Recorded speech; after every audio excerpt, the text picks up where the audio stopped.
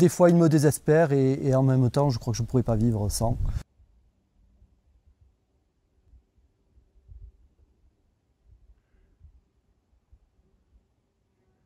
Alors, commune de Millau, on est en fait au bord de la vallée de la Dourbie, à 1 kilomètre à vol d'oiseau, la vallée de la Dourbie.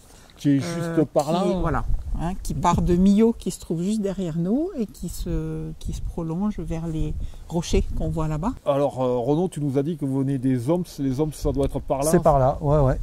Ah, donc, gros déménagement. Gros, c'était vraiment des aventuriers. Comment tu caractériserais ce nord Larzac par rapport au sud Larzac? Qu'est-ce qui caractérise ce pays ou les mêmes choses, ou les points de convergence? Les points de convergence, c'est quand même des paysages assez vastes, parfois lunaires, rocheux bien évidemment.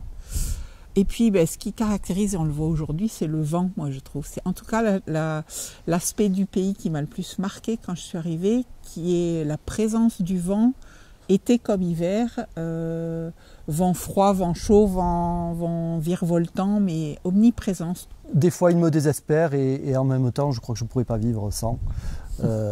C'est rude, hein, le climat est rude, la terre est rude, la pierre est rude. Mais peut-être justement parce qu'il est rude, on s'y attache et quand on est loin, hein, on a envie de revenir. Oui. Bon, ouais. Là, c'est l'amour du Larzac sous toutes ses formes. Voilà. Mais on aime partir, on aime s'enrichir ailleurs, d'autres choses, d'autres paysages et d'autres personnages. Mais on aime revenir, oui, parce que c'est... En tout cas, moi, j'en ai fait une partie de moi, ce qui n'était pas le cas au départ, quoi. Le Mas de Bru, c'est un seul tenant. La ferme, les bâtiments d'élevage sont au milieu des terres. Il y a schématiquement 200 hectares de parcours et 60 hectares cultivés. 60 hectares cultivés, on va le voir après, mais c'est la culture. Ah, il y a de la culture de céréales. C'est ça. Voilà, on va faire un petit teasing, hein, culture de céréales, et puis on verra après ce que madame en fait, les céréales. Donc, jusqu'à il y a peu, en fait, il y avait essentiellement des cultures pour nourrir le troupeau, des cultures fourragères, un peu des céréales, du pois, des vesses, en bio, on est obligé de beaucoup travailler avec des légumineuses, donc c'est pour ça que... Alors les légumineuses, moi je connais les lentilles, c'est quoi les légumineuses? Donc ce sont des plantes qui ont la particularité de fixer l'azote de l'air. Elles n'ont donc pas besoin d'engrais chimiques azotés pour pousser.